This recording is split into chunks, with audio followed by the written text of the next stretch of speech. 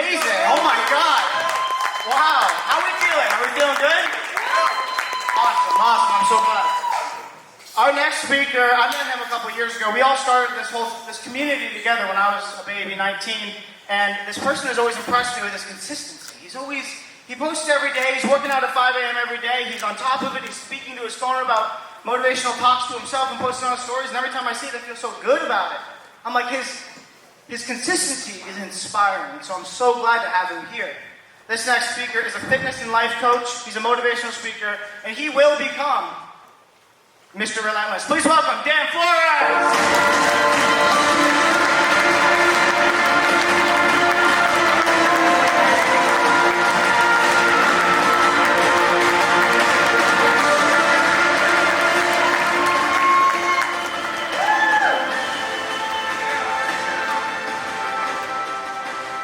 I was at the gym one day working on my 24-inch arms, and my buddy comes up to me. He's like, dude, what drives you? Like, you show up every single day. You wake up at 3:30 in the morning.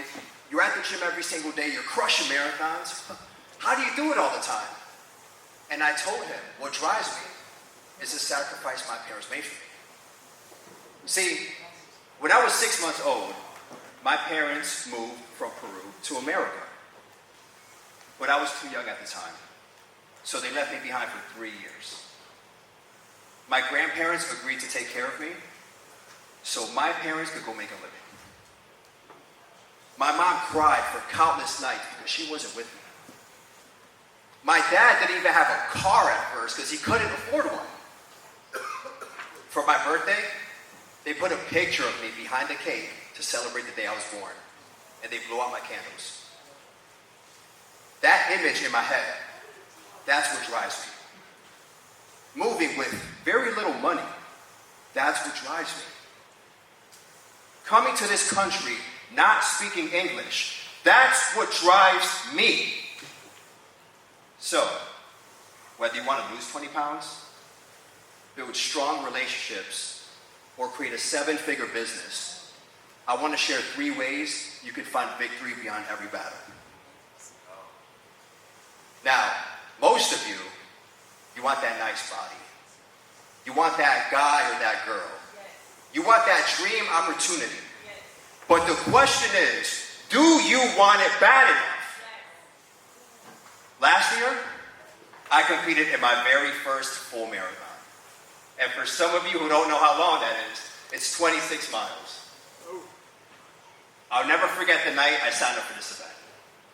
I was in my room. I was nervous. My heart was pounding. I'm like, what am I getting myself into? So there I was. I registered online. I filled out all my information. And when it came time to hit the submit button, I hesitated. Because I knew what that meant.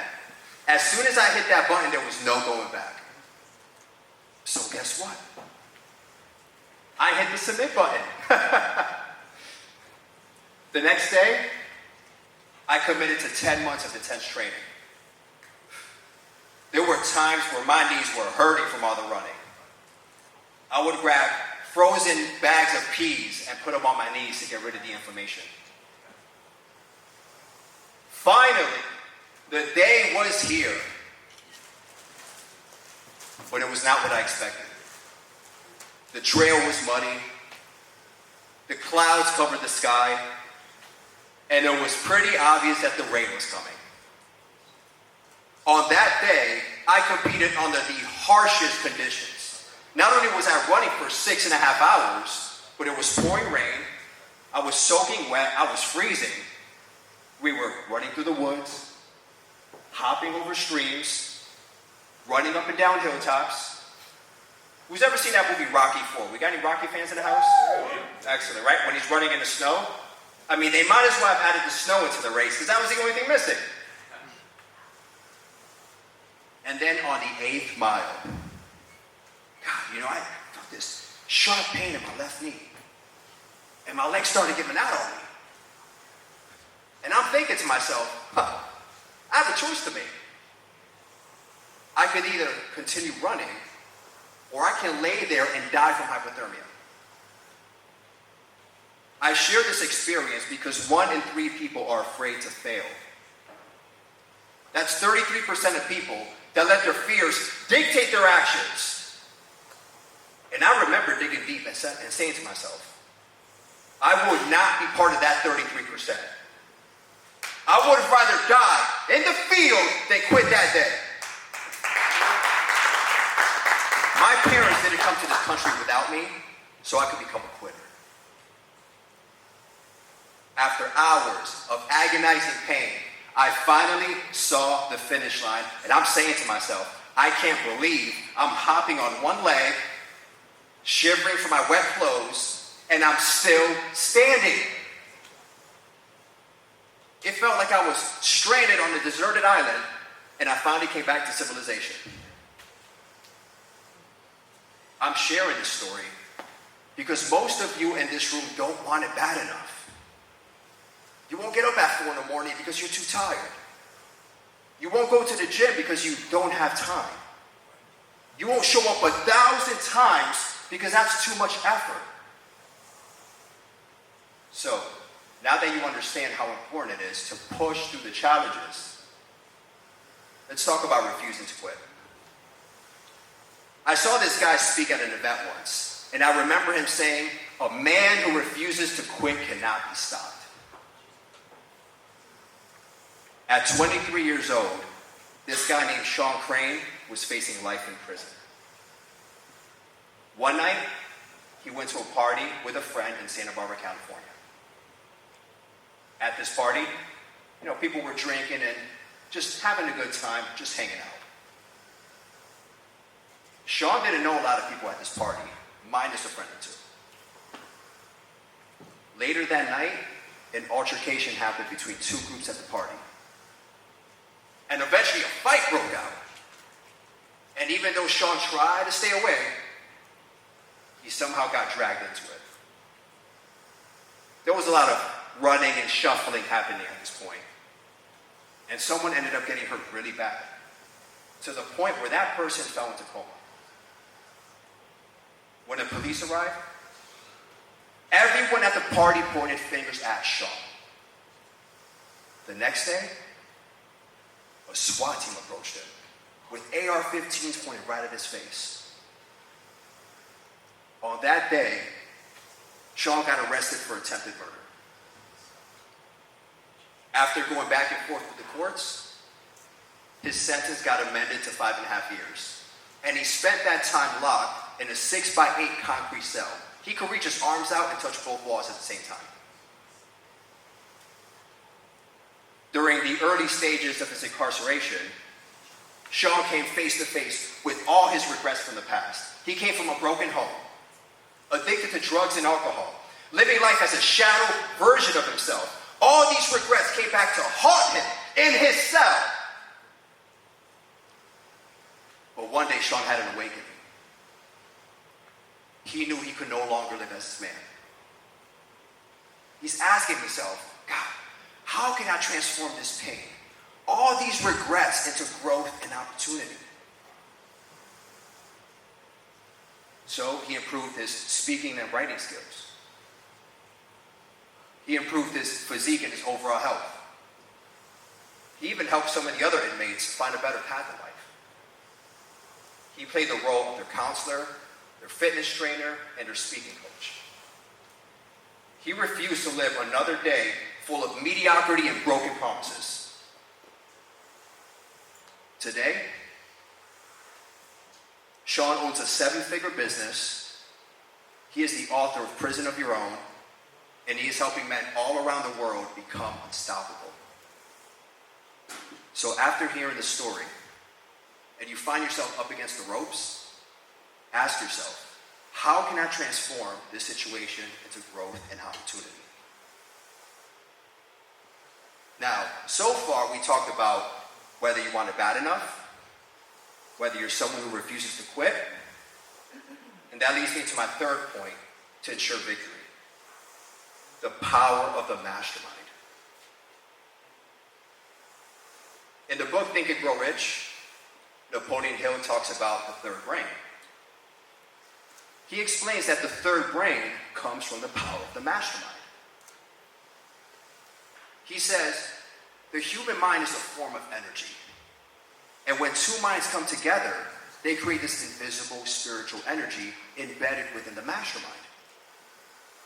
So I'm putting this together in my head. When two or more minds come together, they create a third brain to generate thoughts and ideas into reality.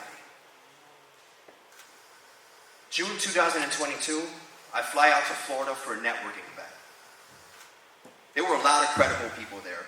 Business owners, online coaches, authors, the list goes on. Later that night, a bunch of us, we go out to a restaurant to continue networking. Now, I arrive a little late, and the main table was full. So I sit at the table next to it. This other guy comes in around the same time I do, so he sits next to me. I'm like, hey, I'm Dan. He's like, hey, Dan, I'm Brandon. So me and Brandon started talking and getting to know each other. Come to find out, Brandon's from Connecticut, just like me. So we exchanged numbers and we kept in touch. Over time, Brandon started inviting me to his events. He's even the one that got me into public speaking in the first place. But the most important thing he did was he introduced me to his mastermind group. And I'd say I was a pretty good fit. I even met our host, Dylan Smith, through Brandon. And I started going to Dylan's events and supporting him. Dylan calls me up one night. He's like, hey Dan, I have an opportunity for you. I'm hosting this event in Missouri and I want you there as a speaker. Can you do it? I said, Dylan, absolutely. I wouldn't be on this stage right now if I never met Dylan. I would have never met Dylan if I didn't meet Brandon. The power of the mastermind is undeniable. So I encourage you to take a look around the room right now. If there's someone you haven't met yet, go say hi to them. Because you never know who in this room can become a future business partner, help you join a mastermind, or motivate you to go to the gym. And come say hi to me afterwards. I would love to meet with you one-on-one and get to know you better. Now, as I conclude this speech, let me leave you with this. Ed Mylett is best known for the power of one more. And when he was first building up his business, he was broke and struggling at the time. And his dad would ask him, you thinking about quitting? And Mylett said, yeah, I'm actually pretty close to it. His dad said, just don't quit for one more day. Quit tomorrow. And Mylett said, okay, that's fine. I'll just quit tomorrow. The next day, his dad said, you know what? Not today. Quit tomorrow. And Mylett said, okay, it's just one more day. I can do one more.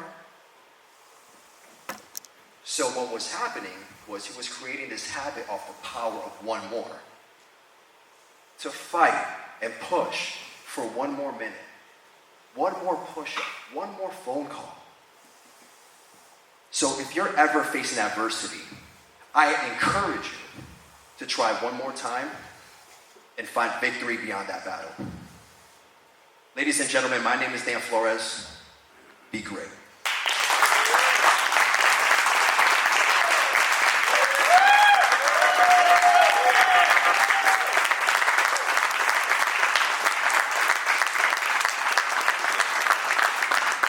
Love that. I love